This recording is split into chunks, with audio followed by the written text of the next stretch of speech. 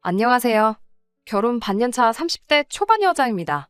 얼마 전 개념 없는 남편과 시댁 식구 때문에 파혼했습니다. 제가 어렸을 때 저희 집은 정말로 형편이 어려웠습니다. 항상 땀에 젖어 고생하시던 아버지와 이른 아침부터 늦은 밤까지 식당 일을 하시던 어머니의 모습이 아직도 눈에 선할 만큼 고생을 많이 하셨어요. 그리고 나중에서야 아버지는 동네 막힌 하수구들을 뚫으며 돈을 벌어오셨다는 사실을 알았네요.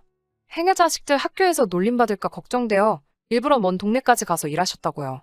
긴 고생 끝에 본인만의 노하우를 익히신 아버지는 본인의 회사를 세우셨습니다.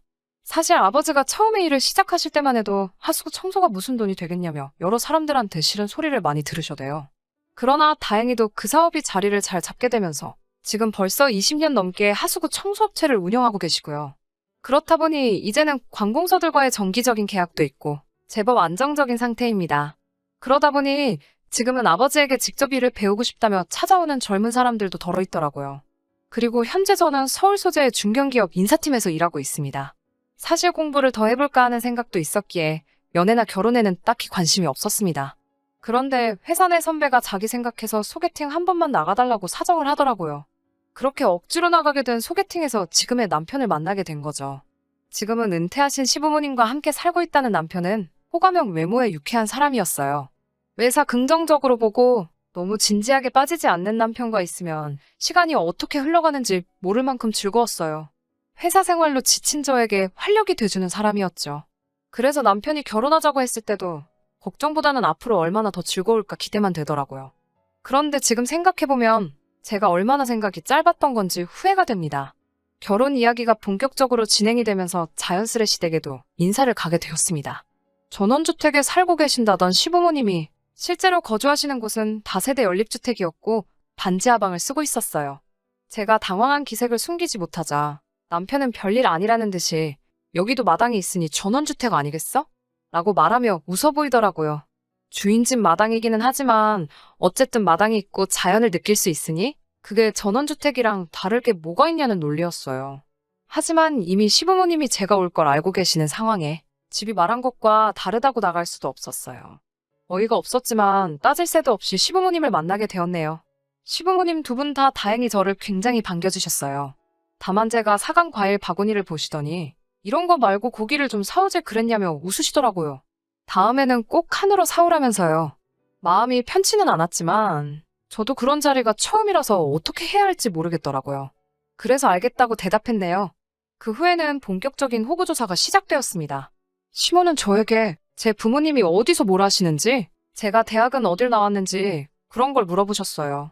저는 늘 그렇듯 그냥 작은 사업을 하신다고 말했지만 사업을 하신다는 말에 무슨 일을 하는 건지 계속해서 꼬치꼬치 캐물으시더라고요.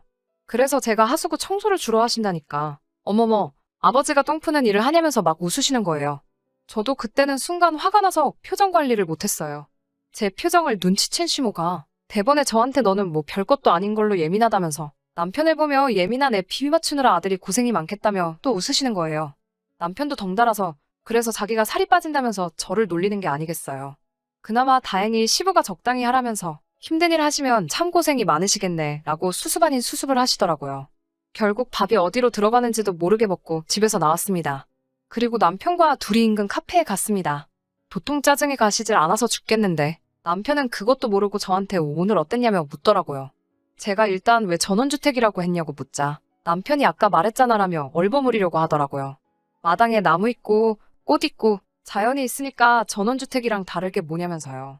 제가 정말 그렇게 생각하냐고 묻자 자긴 정말 그런 뜻으로 말한 거지 속이려고 한 건 아니라면서 믿어달라고 하더라고요. 절로 한숨이 나오더라고요. 사실 저희 집도 어려운 시절에는 반지하에 살았기 때문에 반지하에 살고 있다는 사실 자체가 문제가 되는 건 아니었어요. 그래서 일단 알겠다고 했네요. 그리고 남편에게 나에 대해서 농담하는 건 괜찮지만 우리 부모님 직업을 비하하거나 하는 건 아무리 장난이더라도 하지 않았으면 좋겠다고 단호하게 말했습니다. 그러자 남편은 시모가 원래 성격이 진지하지 못하다면서 저더러 좀 이해하고 받아달라고 하더라고요.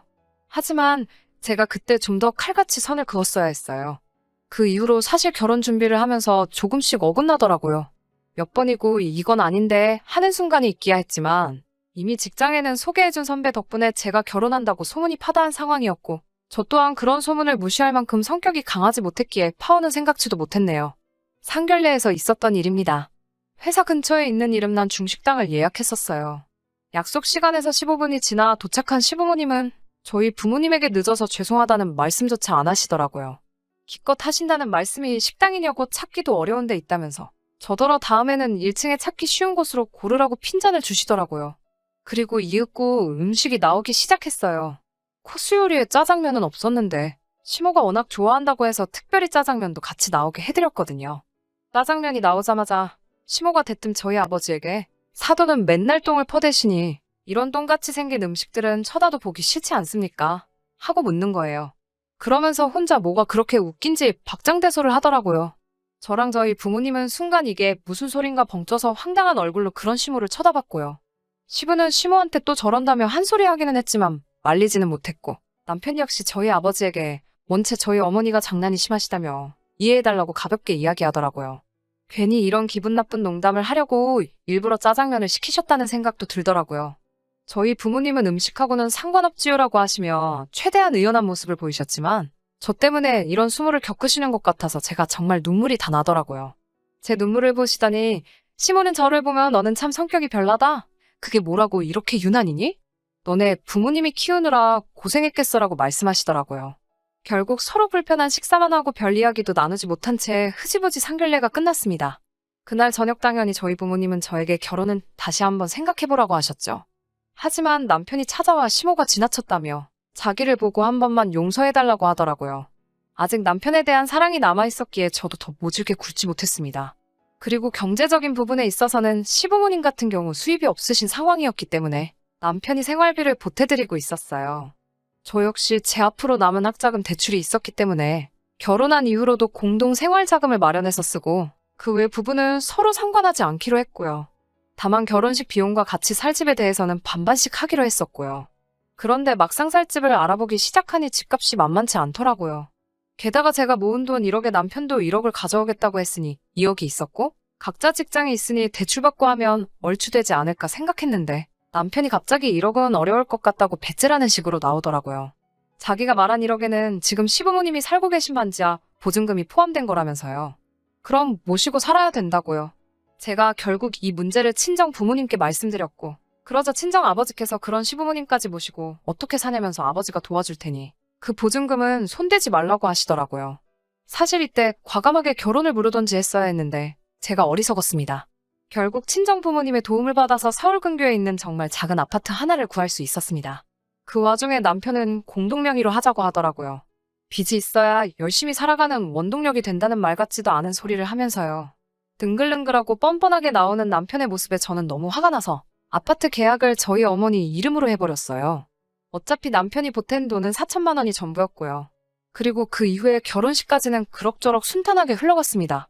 남편이 작은 소소한 것들을 본인 마음대로 해석해서 지나치게 긍정적으로 미화한 것들이 있긴 했지만 저도 이미 적응할 만큼 적응한 상태여서 그러려니 했네요. 하지만 얼마 전 시모가 다시 한번 넘지 말아야 할 선을 넘으셨네요. 얼마 전 저희 아버지 생신날 있었던 일입니다. 결혼 전에는 부모님 생신이면 제가 늘 식사를 준비했었는데 결혼하고 나니 그것도 쉽지 않더라고요. 그래서 온 가족이 밖에서 저녁 식사를 하기로 했죠. 남편한테도 퇴근하고 바로 식당으로 오라고 주소를 알려줬고요. 6시가 되고 제가 먼저 도착한 뒤 부모님도 오셔서요. 그런데 남편이 늦어지더라고요. 제가 어디냐고 전화를 걸자 남편이 시댁에 가고 있다는 거예요. 제가 오늘 우리 아빠 생신인 거 잊었냐고 하자 지금 시댁에 뭐 일이 생겼다며 빨리 가봐야 할 것 같다고 저더러 잘 이야기 해달라고 하더라고요. 제가 아버지한테 이렇게 이야기를 전하자 아버지가 그럼 너도 얼른 가보라며 저녁은 다음에 먹자고 하시더라고요.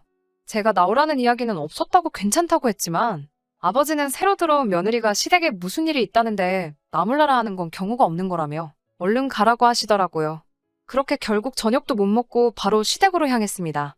택시를 타고 시댁으로 가고 있는데 남편에게 전화가 오더니 대뜸 지금 아버님이랑 같이 있냐고 묻더라고요. 그래서 내가 아니 나 지금 어머님 댁으로 가고 있다고 하니까 저 말고 아버님이 오셔야 된다는 거예요. 그래서 우리 아빠는 왜요? 라고 물었죠. 그러자 남편이 한다는 소리가 지금 주인 집 내 하수구가 역류를 하고 난리가 나면서 시어머니 집에도 난리가 났다는 거예요. 그런데 어머님이 주인 집에다가 사돈이 똥 푸는 회사를 한다고 자기가 지금 부르겠다며 걱정 말라고 큰 소리를 치셨대요. 그 이야기를 듣는데 얼마나 화가 머리 끝까지 나던지요. 제가 택시 안에서 소리를 질렀습니다. 지금 제 정신으로 하는 소리냐고요. 그러자 남편은 가뜩이나 지금 반지하 전세 계약 기간이 얼마 안 남아서 시부모님이 어떻게든 주인 집에 잘 보여야 되는 상황이라며, 그러니까 저더러 시부모님 모시고 살기 싫으면 아버님하고 와서 빨리 하수구를 뚫으라는 거예요. 제가 아니 다른 사람 불러서 하면 되지 왜 우리 아빠를 찾냐고 소리를 지르니까 니네 아빠가 잘 뚫는다며 라며 남편도 질세라 소리를 지르더라고요. 사돈한테 번번이 똥 푼다고 뭐라고 하는 것도 열받아 죽겠는데 장인 어른한테 니네 아빠라고 하는 남편의 싸가지를 보니 내가 미쳤다고 이런 인간이랑 결혼을 했나 싶더라고요. 저는 차를 돌려서 바로 저희 아파트로 향했습니다. 아파트에 도착해서 여행 가방을 꺼내 눈에 보이는 남편 짐이란 짐은 다 때려 넣었어요. 그리고는 다시 택시를 불러서 그 가방을 챙겨서 남편 시댁으로 향했습니다.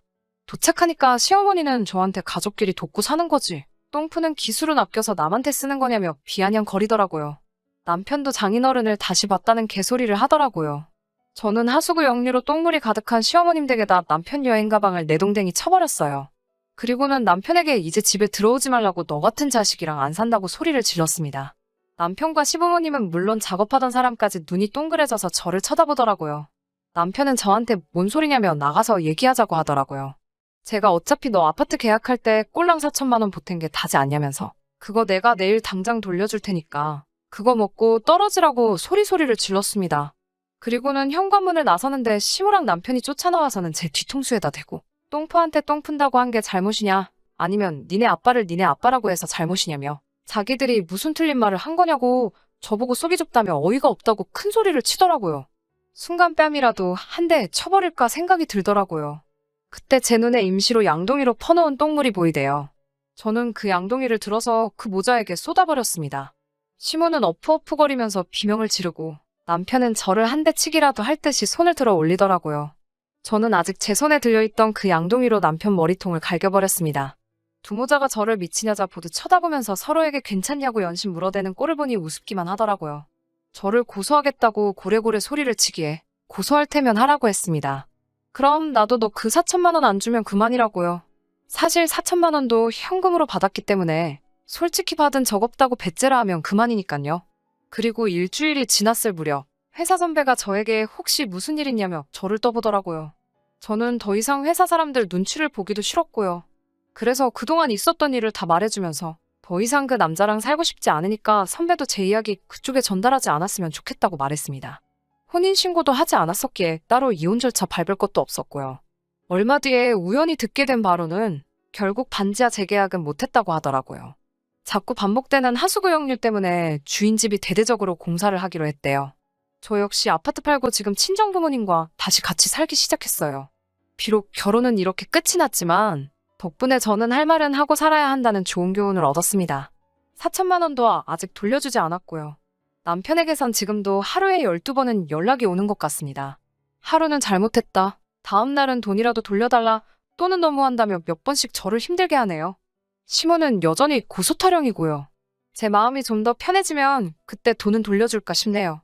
저희 부모님이 했던 것처럼 힘을 합쳐서 가난은 이겨낼 수 있다고 생각하지만 근본부터 인성이 되먹지 못한 사람들을, 평생을 그렇게 살아온 사람들을 제가 무슨 수로 고쳐쓰겠어요. 저한테 꼬리표 하나는 남겠지만 후회가 남지 않는 선택이라고 생각합니다.